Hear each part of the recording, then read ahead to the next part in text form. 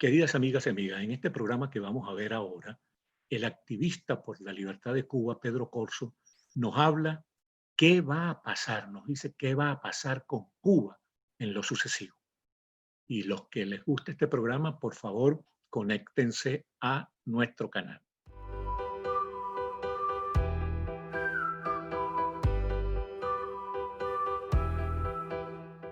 Queridas amigas y amigos de Actualidad con Alexis Ortiz, bienvenidos a esta plataforma de servicio a los venezolanos y a nuestros hermanos latinoamericanos a través de Bienvenidos Venezolanos TV.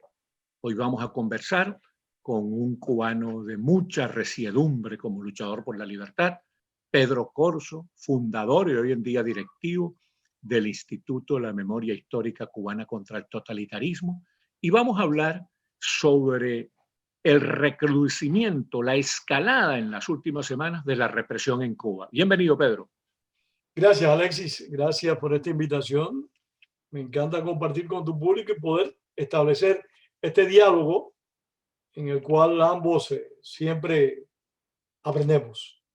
Mira, ¿a qué se debe, chico? ¿Cómo interpretas tú que de pronto el gobierno cubano, que siempre reprime, pero que estaba más o menos tranquilizado, brotó en una represión desenfrenada en las últimas semanas contra el movimiento San Isidro y en general contra voceros de la oposición democrática cubana? Alexis, la represión se estableció en Cuba desde el mismo momento en que triunfó la revolución. Lo que sucede es que los medios internacionales, ya que en Cuba no hay una prensa libre, recogen estos acontecimientos cuando llegan a puntos muy elevados. Como la represión es un hábito de esta dictadura, al igual que de cualquier otra dictadura, pues la gente se acostumbra, me refiero a los medios internacionales, a ver de que los ciudadanos no tienen derechos, de que las personas no tienen oportunidades y no mencionan eso. Por ejemplo, yo te puedo describir lo que es una reunión laboral, una asamblea, como se le dice en Cuba, laboral. En esa asamblea, algo tan sencillo y tan cotidiano en cualquier lugar, tú sientes la represión, tú sientes la presión del gobierno, la presión del oficialismo que trata de conducirte por la ruta, por el lugar que a ellos les conviene. Eso que ocurre día a día, segundo a segundo en Cuba, desde hace, dentro de unos pocos días, 62 años, eso es diario, eso no es ocasional. Lo que 62 años se dice rápido, ¿no? Se dice rápido 62 años, pero hay que ver lo que significan 62 años de opresión. Y hay que ver, Alexis, cómo afecta a una nación 62 años de dictadura totalitaria. O sea, cómo 62 años han cambiado radicalmente a Cuba, en la cual los valores tradicionales del país casi todos se han quebrantado, donde la mayor parte de la población nació antes de esos 62 años.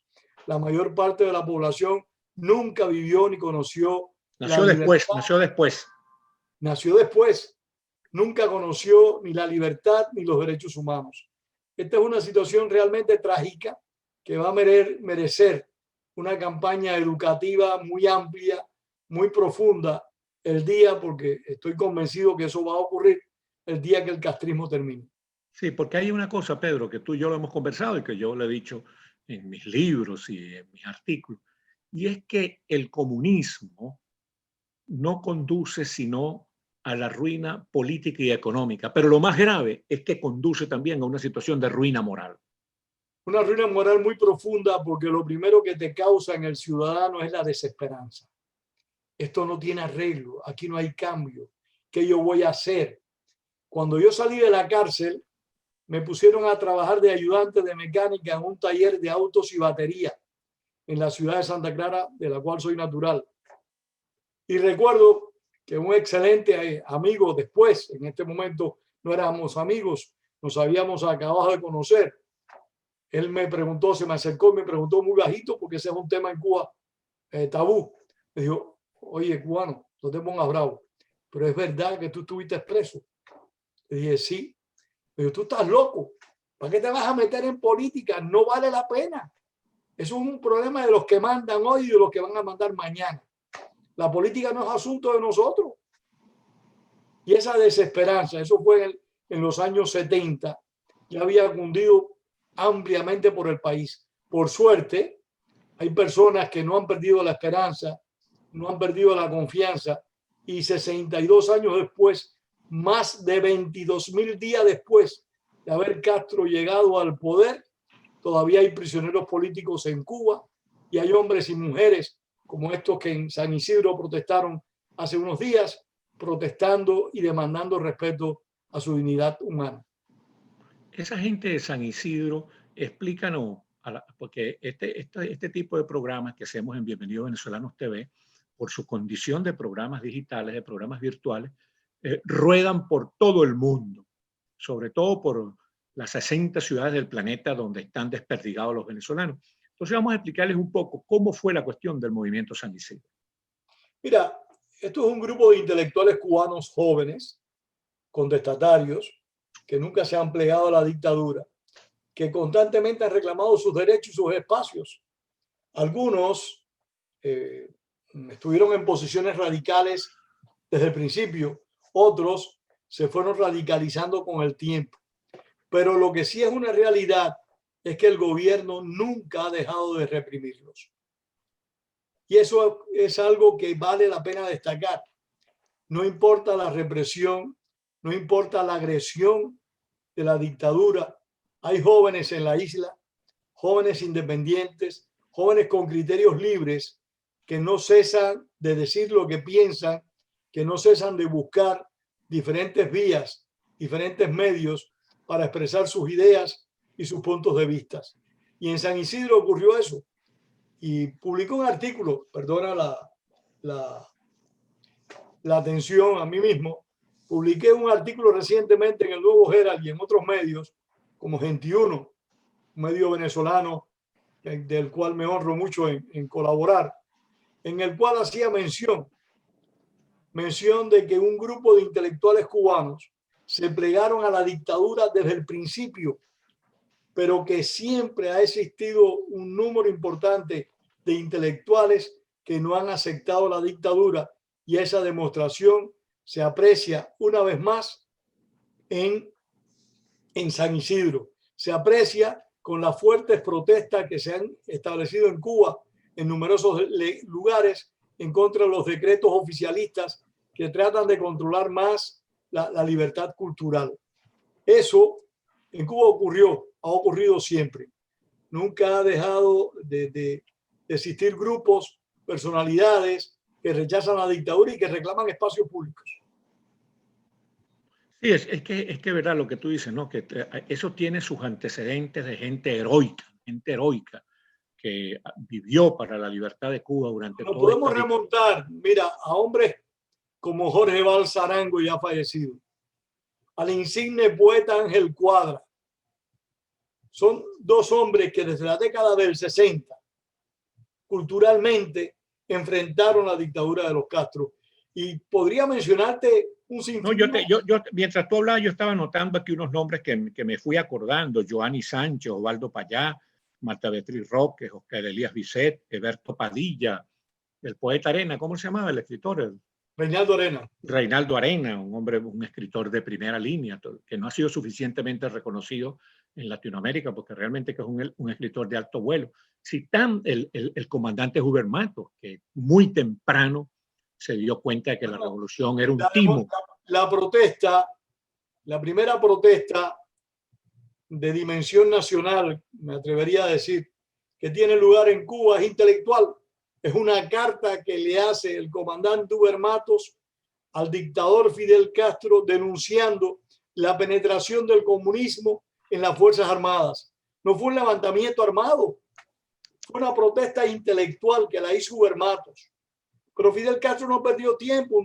Unos meses después reunió a un grupo de intelectuales y a todos le metió el miedo en el cuerpo. Cuando dijo aquella famosa frase fascista, que dentro de la revolución no todo fuera la revolución nada. Y además después de esa gesta tan hermosa del comandante Hubert Mato, que yo tuve la buenísima fortuna y el gran honor de conocer y de compartir con él, vino una acción también muy interesante, que fue la de los estudiantes, Alberto Müller, Manuel Salvat, Joaquín Pérez Rodríguez. Cuando Micoyán fue a ponerle una ofrenda floral a José Martí, estos estudiantes, Juan Manuel Salvat, Alberto Müller que tú mencionaste, Joaquín Pérez Rodríguez y muchos más, protestaron en el Parque Central, donde hay un busto, un monumento a José Martí, protestaron allí contra esta acción del régimen cubano que ya se estaba entrelazando con la dictadura soviética. Estas cosas, Alexis, hay que decirlas. Esa gente hay que recordarla, ¿verdad? Elizardo Sánchez Santa Cruz, ¿cómo se llama? El novelista de Tres Tristes Tigres, La Habana para un infante difunto, Guillermo Cabrera Infante.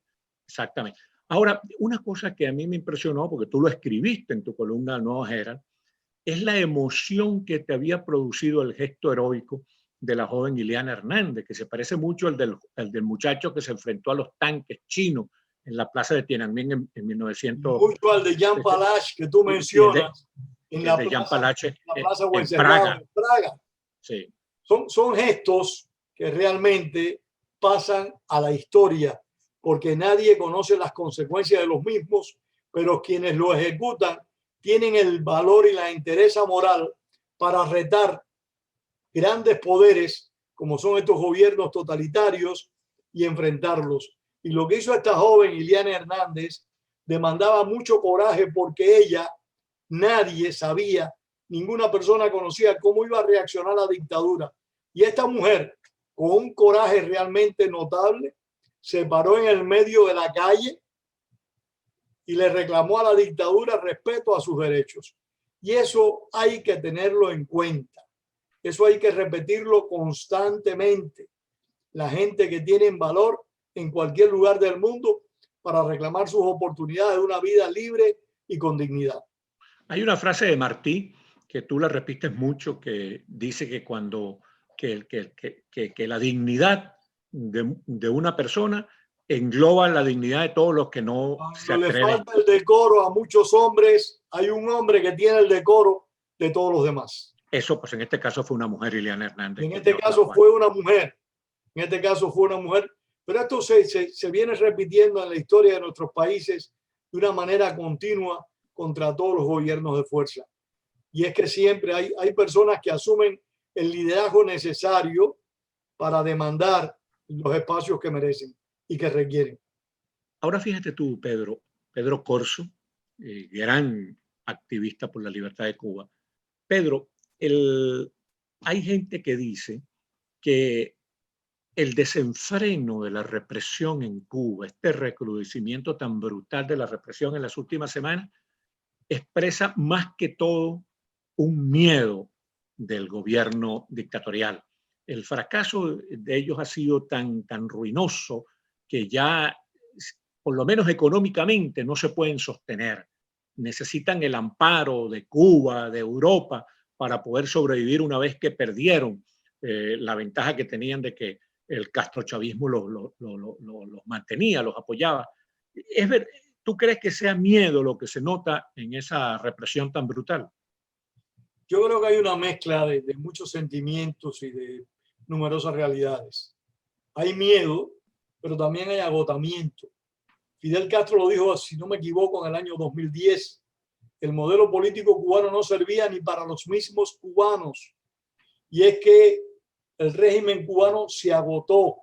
Ya no está esa canción de un mundo feliz que le prometía al pueblo, porque ese mundo feliz nunca se concretó. Terminó siendo como el mundo feliz de Aldous Huxley. Peor que el mundo feliz de Aldous Huxley. Sí. Peor que el mundo feliz de Aldous Huxley, porque todo terminó. Y esa realidad que padecen los cubanos, el régimen la está viviendo también a su manera, digamos así, en otras coyunturas y en otras perspectivas, pero también la está padeciendo, porque el gobierno cada día cuenta con menos respaldo popular. Cada día, durante años, el gobierno tuvo la oportunidad de repartir zanahorias, pero también de repartir mucho palo. Ahora el futuro del régimen es solo repartir palos, porque ya zanahoria no hay para dar. No, y además hay una cuestión que llama mucho la atención, ¿no? Es que el presidente de Cuba, Miguel Díaz-Canel, aparte de no tener respaldo popular, porque todos ellos han perdido respaldo popular, él tampoco tiene respaldo ni del partido ni de las Fuerzas Armadas, que son los factores de poder en Cuba, que lo único que tiene es el padrinazgo del déspota Raúl Castro, que ya está en una edad muy decrépita y la gente se pregunta qué pasará con Díaz-Canel una vez que muera Raúl Castro, porque todo el mundo se muere y se murió su hermano Fidel Castro, seguramente él se morirá también en algún momento. Seguramente, invariablemente se tiene que morir. Por suerte para todos nosotros. Lo que es penoso para mí, al igual que para otros muchos cubanos, es que estos canallas, como Raúl Castro y Fidel Castro, mueran en el poder y no mueran después de haber sido debidamente procesados y ajusticiados. Porque es lo que merecen. Merecen ser procesados, merecen ser condenados por sus numerosos crímenes. Esta gente llevan más de 62 años porque empezaron a matar y a violentar derechos ciudadanos aún antes de llegar al poder, Alexis. Y eso hay que decirlo hasta el agotamiento. Hay evidencias de cómo esta gente desde las propias montañas cometieron innumerables crímenes en los cuales solo primaba el odio, no la justicia. Y en esos crímenes, por ejemplo, el Che Guevara se vanagloriaba de la gente que mataba. Bueno, Ernesto Che Guevara, ese asesino en serie, aunque tal vez a algunos no les guste, fue sin duda el principal ejecutor y el más público ejecutor de una dictadura que tiene infinidad de muertos y una cantidad de prisioneros políticos que supera la cifra de 500.000 de personas a través de estos 62 años. Víctimas de la represión. Víctimas de la represión. ¿Y qué va a pasar en este minuto que nos queda? ¿Qué va a pasar con Cuba en el horizonte inmediato, querido Pedro? Alexis, yo creo que la resistencia se va a acrecentar, se va a hacer más fuerte. Yo creo que el agotamiento del régimen se va a agudizar. No tengo duda, no sé cuándo será, no sé si lo veré, pero no tengo dudas que el final de la dictadura está relativamente próximo, que la dictadura no tiene nada que decir y lo más importante, el pueblo no está con el régimen. El pueblo está consciente que el gobierno castrista ha sido un fracaso moral y material. Ambos fracasos porque no ha resuelto ningún problema de Cuba, al contrario, agravó todos los problemas que Cuba tenía en el pasado y le ha gestado nuevos problemas en estas más de 6 décadas de poder. Muchísimas gracias a Pedro Corso, gran luchador por los derechos humanos y por la libertad de Cuba, ex prisionero político y un amigo excelente. Muchísimas gracias, Pedro. Gracias a ti, Alexis. Muchísimas gracias a ti. Un fuerte abrazo. Y ustedes, queridas amigas y amigos, por haber tenido la paciencia y la amabilidad de vernos y escucharnos.